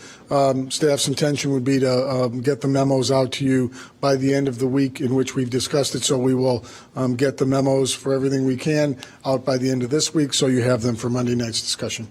Thank you. Alderman Holmes? I'm trying to find the I'm trying to find the page, but in Parks and Rec, I have a note on it. The after-school programs, I thought we had them in all the centers except Levy. But I only noted, if I'm not mistaken, if you give me 1 minute, I'm going to find it once. I think this is page 104. I noticed that it's in Robert Crown along with a preschool, but I don't see anything noted on it at Fleetwood or Chandler, and I thought they all had after-school programs. Maybe I'm wrong, but I'd like to know that. Alderman Grover? I'm sorry, City Manager, did you have an answer? Okay. Alderman Grover. Thank you. I want to thank you for inclusion of the comprehensive performance measurement information in the budget, too. I think that was very interesting. And to whom should we submit our questions about this budget, proposed budget? To you, Mr. Lyons? Certainly. All right. Thank you. Thank you. I had one, Marty, that I think you can answer. The bond payment that's sort of a balloon bond payment that is creating havoc in our budget this year. There aren't other balloon bond payments lurking for us in future years, are there? Unfortunately, yes, Madam Mayor. In the following year, This year and the following. This year and the following year. So in the packet for the 14th, we had a brief explanation that the refinancing of the 2004, 2005 debt, we're going to use that partially to save interest and principal, but also to restructure around those two balloon payments for the 13 levy and 14 levy that basically raised the tax levy in excess of $1 million each year. But it's those 2 years, and it's not other years that. I do not see any others to that degree that are not offset by other bonds going down like we should do. Thank you. Alderman Holmes. I'm sorry, I did find it. I noticed that I don't see, I see the after-school supervisor at Robert Crown. I don't see anything at Fleetwood, and I don't see Mason Park listed, unless I'm just missing it. But I don't think so. And the budgets that are center budgets also cover some other facilities in some cases. Well, that's what I thought, but usually we'll give you a full report. Okay, great, thank you. But we added some people at the beginning of the message. We added recreation people, maybe. Well, I'm just looking. I just didn't see it, and I recognize that. I believe Fleetwood also has some responsibility at the Ecology Center. I see that listed, but I didn't see Mason Park. And as I said, I didn't see at Fleetwood. I don't see the after school anything. I just see recreational managers and stuff. So that's why I'm wondering, because I Certainly. We'll get you that Okay, information. thank But there is no change. I in didn't those think so, budgets. but we'll it just explain doesn't We'll show explain here. it. Okay. We'll explain it. Great. Madam Mayor, members of the council, that concludes the main portion of the city budget. The remaining fund is the library fund. Karen Danzig-Lyons, library director, is here with the presentation.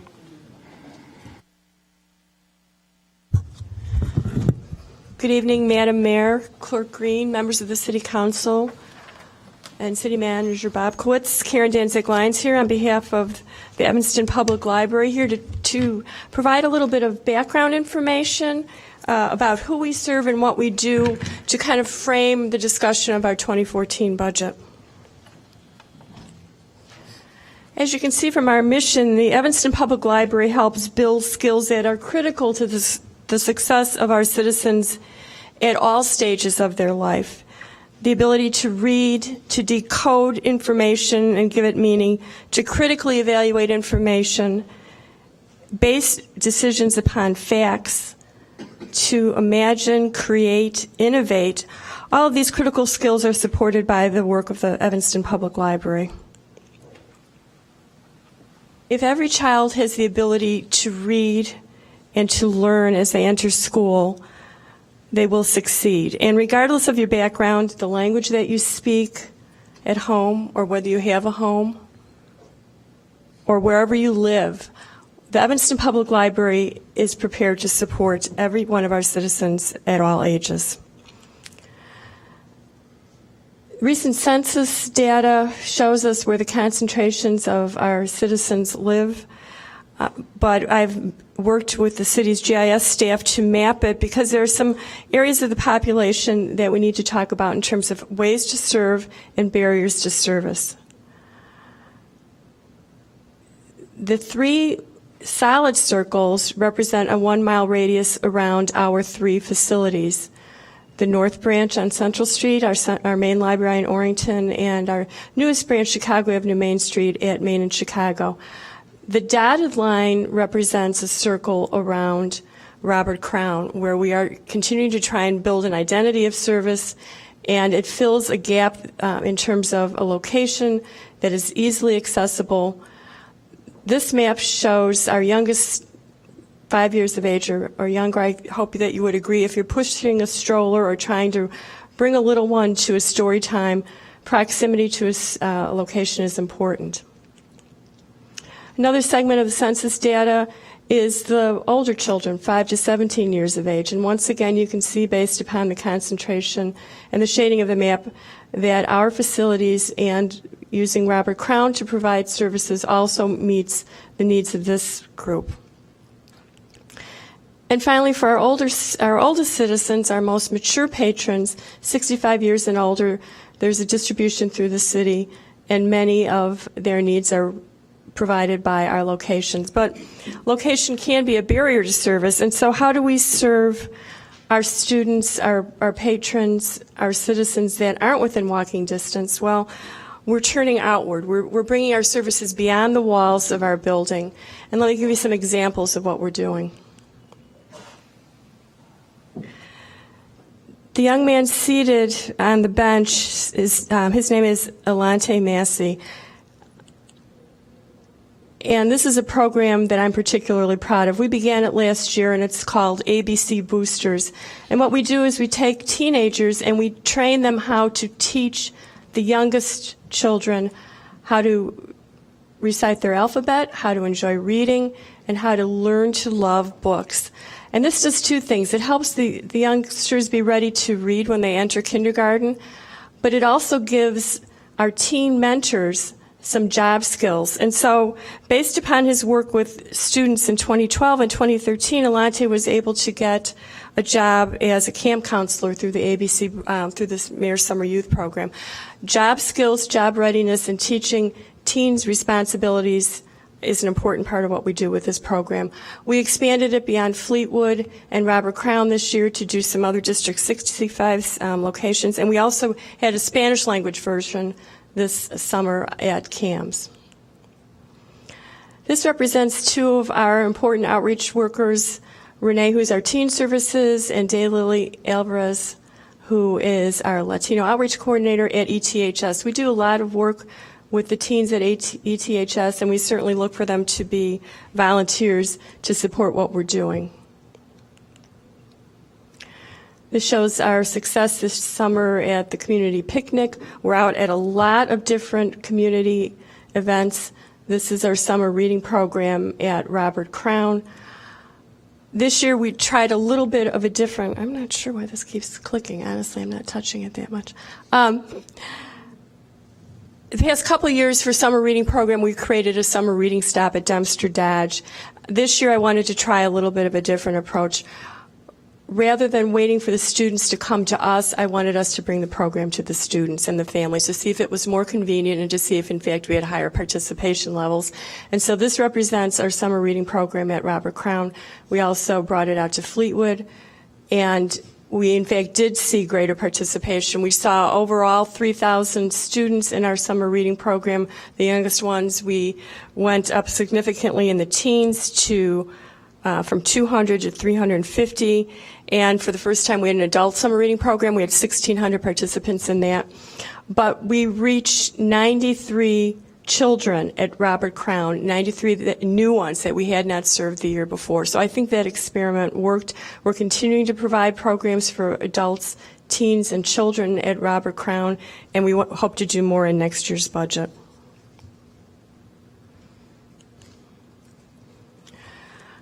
Alderman Burris? Yes. As you probably know, we've been talking about a Robert Crown study of redoing. Have your board been discussing paying for part of that? Like, do you currently pay rent for what you do at Robert Crown? We do not. We do not pay okay. rent. No. And would your board then consider also paying for if there's a community center there that's redone, that you would be interested in paying for part of that as well? Well, we would certainly negotiate with the city on what is the appropriate relationship on a city-owned facility, the same way we are doing for both the Main and the North Branch. However, knowing that in the Robert Crown redevelopment, there's a possibility of a 5,000 square foot earmark for library services, we've begun in our capital projects to think about that. If it was a public-private partnership, obviously there wouldn't be revenue generated from it. Correct. So I just want to get a sense of, is the library board prepared to pay, since you're taxing people and you have your own budget, what are you really paying for? And you were talking about being around Robert Crown, and there needs to be a redevelopment. It's just something I think that as a responsible budget, that it should be considered, and since you're doing your own taxing now. Thank you. Thank you. Well, as we've been talking, this has continued to flip ahead, so let me just go back quickly. Our teen librarian made 52 class visits in preparation for the summer reading program. We're trying to reach into the younger grades, 6th, 7th, and 8th, before they become teenagers, and invite them to the loft and invite them to participate in some of the programs that we do there. And so this was one of 52 visits that Renee did. She was at, I believe, Haven here in this. Another thing that I'm particularly proud of is our increase of services to our Latino population and also to our immigrant population. And we hope to create an identity around a Latino and Immigrant Resource Center in the main library, but Daylily and our staff is out throughout the community welcoming our patrons of all backgrounds in providing services in Spanish and in English. This was taken at the farmers market at Ridgeville Park. We're doing much more in terms of our work with Ridgeville Park. And part of the way we are providing services outside of our walls is through the partners and service locations that we have throughout the city, and this is a map of those.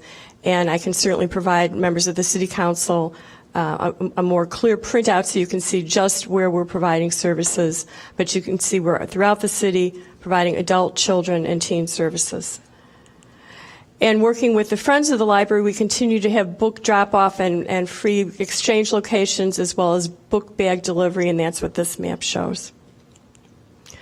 So moving into the 2014 operating budget, our discussions have been around the 2014 budget in three segments. First is the base budget, which represents what we're doing now and reflects the services that we're providing with the staff we have. Increases reflect cost of living increases, some increases as a result of reclassification of positions to more properly reflect the work that they're doing, as well as some movement of functions. For example, I took security out of the circulation department and put it under maintenance. I believe it's more of a facilities-related responsibility, and so we made that shift. And also, this reflects some cost increases to databases and different non-personnel-related expenses. And then down below it represents the property tax levy associated with those base expenditures. There is an increase. It's in relation to a $300,000 median value home, which is what the reference librarians told us represents the selling price of for the first 6 months of this year. The base budget represents a $7.58 increase for the property tax. The second segment that we've considered is some staffing additions. Turning outward, we needed to do some strategic part-time additions. Of all the additional staff I requested, there was only one full-time position, and that's for development director, looking for ways to leverage foundation grants, connect with donors, and find ways to expand our services without turning to the property tax. I believe that the investment of funding for a full-time development director will help us move in that direction in 2014 and beyond.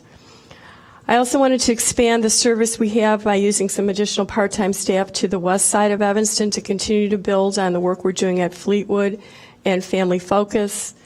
And to do that, we need some additional staff so we can have regular, predictable, thoughtful programs for all areas of the city.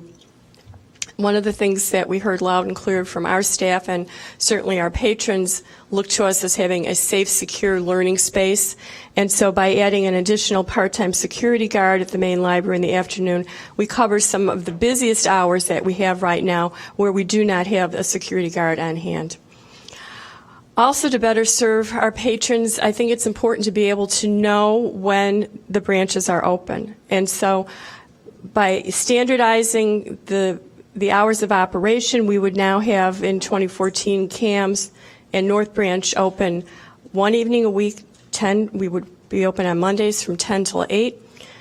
Tuesday, Wednesday, Friday, Saturday, we would be open from 10 until 6. And Thursday and Sunday, we would be closed. Ultimately, I would love that for us to have additional evening hours and be open 6 days a week, but we just can't afford it right now. And then to support the continued outreach for our adults, our teens, our new immigrants, we still have to cover the reference desk at the main library where these staff work. And so with some additional part-time hours, we can continue to cover the reference desk, but also continue our expansion of moving our services outside the walls into the community, meeting families and children where they're at and providing interesting programs. So here's a list of the additional costs associated with the one full-time and the other part-time hours for a total of additional staff costs in 2014 of $284,900. And relating it to the same $300,000 property tax bill, that would be an additional $9.25. And then the final piece of our 2014 budget is to really begin to save and plan on how, for our capital buildings, how we can maintain what we have and look forward to improving spaces when those opportunities arise. So there's a $150,000 library capital fund. $100,000 of it is for maintenance of the investment that the taxpayers have already made, and $50,000 begins to save for the future. It's a reserve for future capital improvements, and that is $5.05. Excuse me, Karen, Alderman Grover has a question. Yes. Thank you, Madam Mayor. Thank you, Director Danzig-Lyons.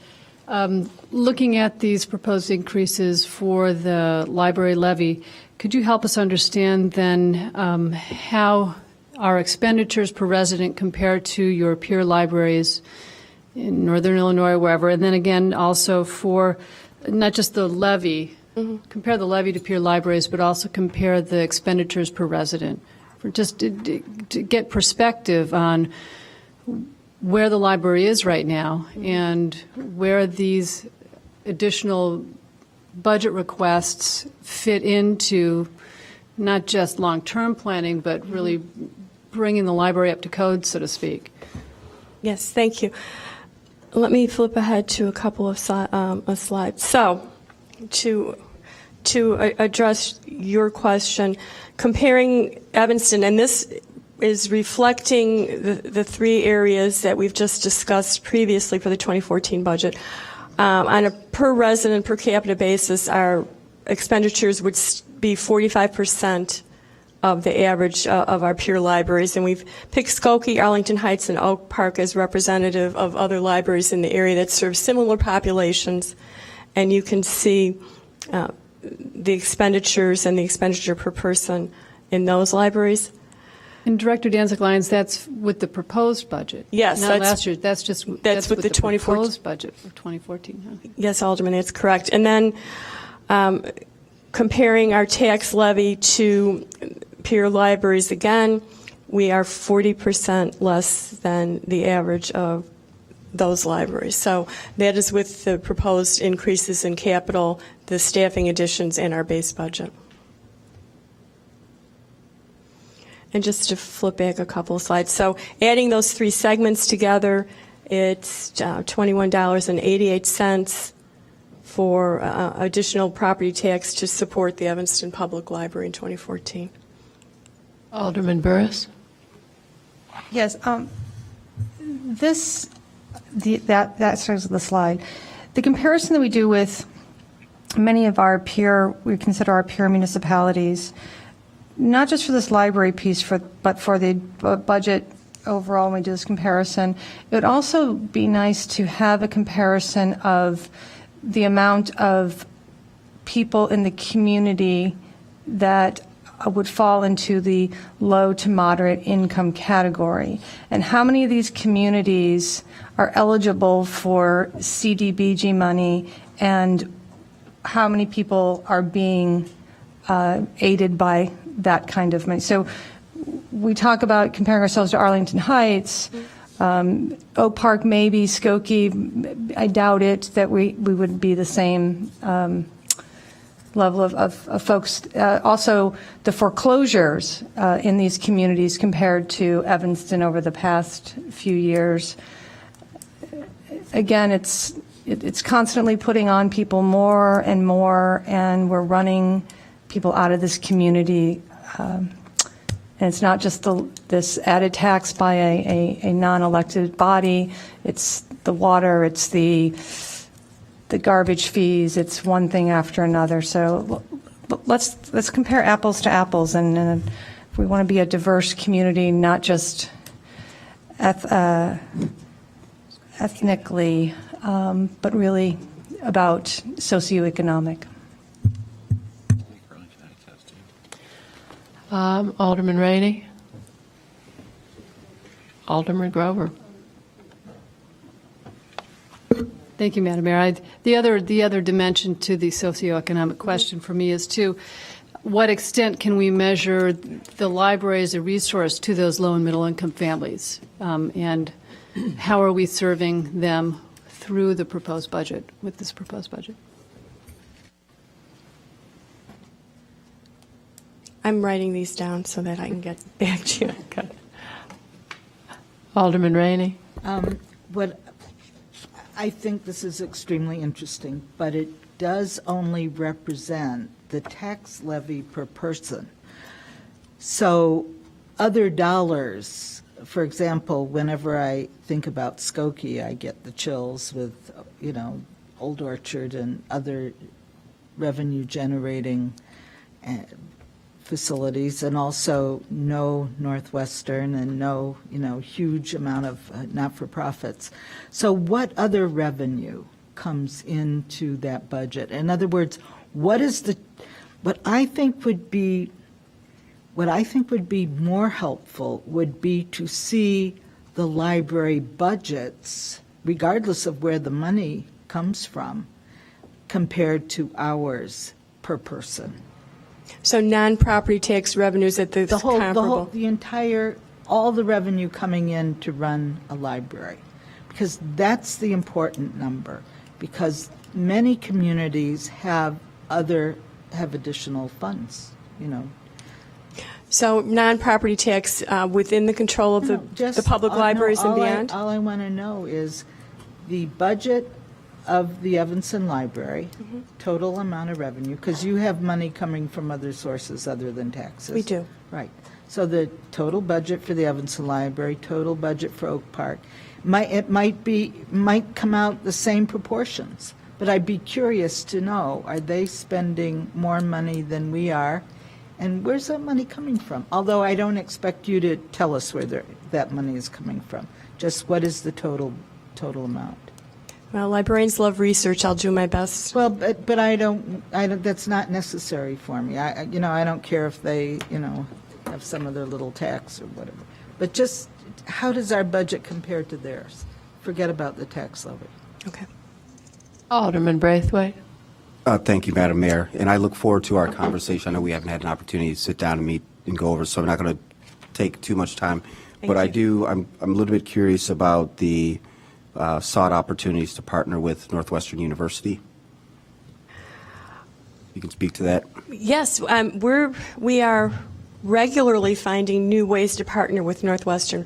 For example, we have, if you're ever in the area, and I know Alderman Fisk has seen this on Fridays from 5 to 6, we have what we call book buddies, and there are students from Northwestern who come and read and do crafts with the little ones. We also, I'm making some really nice connections with some of the economic development schools and looking to not only bring them as a resource to our small businesses, but they also have a lending program. And so I'm hoping to connect some of our budding entrepreneurs with some microloans through Northwestern.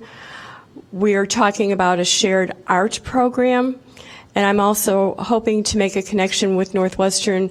I would love to see some of their students that are in their School of Education come and provide after-school homework help for our children.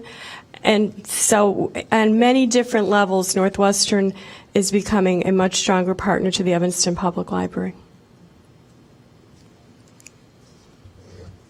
Well, thank you. I see no more lights for questions. Thank you very much. So, Madam Mayor, members of the council, that concludes our planned presentations for this evening. If there are additional questions tonight, we'd be happy to take them. Otherwise, we'll gather up what you've submitted this evening, plus anything else we get over the next couple of days, and we will make some time at the end of your meeting next Monday. And as a reminder, then on Saturday, the CIP tour, we listed 1 o'clock. Our hope would be to be done by noon. So, unless there's any other questions, Madam Mayor, thank you. Having read the Township Officials of Illinois Laws and Duties, I realized that I have to swear in the city manager as the township supervisor. So I thought that I would do that at the conclusion of the meeting and before the call of the wards. So, Wally, please stand up. And it's acting though, right? Acting. Acting.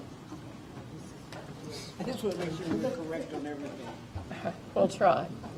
I, Wally Bobkowitz, I, Wally Bobkowitz, having been appointed to the office of Acting Township Supervisor having been appointed to the office of Acting Township Supervisor in the town of the city of Evanston and the county of Cook aforesaid, in the town of the city of Evanston and the county of Cook aforesaid, do solemnly affirm that I think we better raise your hand, that I will support the Constitution of the United States and the Constitution of the State of Illinois, do solemnly affirm that I will support the Constitution of the United States and the Constitution of the State of Illinois, and that I will faithfully discharge the duties of Acting Township Supervisor to the best of my abilities. and that I will faithfully discharge the duties of Acting Township Supervisor to the best of my abilities.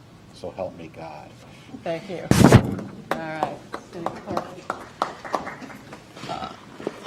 Alderman Rainey. Yes, I was wondering if I heard, did you say what time the tour is going to last? How long it's going to last? We're hoping from 9 o'clock. We're starting until 12 o'clock. 9 to noon. All right. Call of the wards. Alderman Wilson. No. Thank you. Alderman Holmes. No report. Thank you, Alderman Tandem. Thank you, Madam Mayor. I get another chance to announce that there will be a sixth ward meeting and discussion, more importantly, a discussion this Thursday evening, 7 p.m. at 3 Crowns Center. That's at 2323 McDaniel. It's in the large community room on the first floor. Staff can direct you there. The discussion will center around parks and recreation initiatives and needs that the city has, and we'll have representatives from several different parks and rec groups, both city and the board, Parks and Rec board, also Team Evanston, ASYO, all different kind of organizations. So hopefully you can join us and give me some feedback and discuss the needs that you think are priorities as far as Parks and Rec in this community. Thank you. Thank you. Alderman Grover? No report. Thank you. Alderman Rainey? No report. Thank you. Alderman Burris? Thank you. Alderman Fisk? Yes, I have a short report. With great sadness to tell you the passing of Bob Atkins, who was most recently president of Northwestern Neighbors. He's going to be missed terribly in the neighborhood, and I'm sure missed at the podium here as well. Bob was actually started the antitrust division at the Illinois Attorney General's office, and then for many years went into private practice, worked with the BGA, was always focused in his practice on good government. And as we know from the many times that he addressed the council, that was a lifelong interest, not just for his work. So he will be missed. His funeral is tomorrow. So if any of you are interested, the obituary appeared in the Tribune today with the details on the funeral, so you can look them up. But just wanted to let you know that. Thank you. Alderman Braithwaite? Thank you. Alderman Nguyen? Is there a motion to adjourn? All in favor say aye. All right.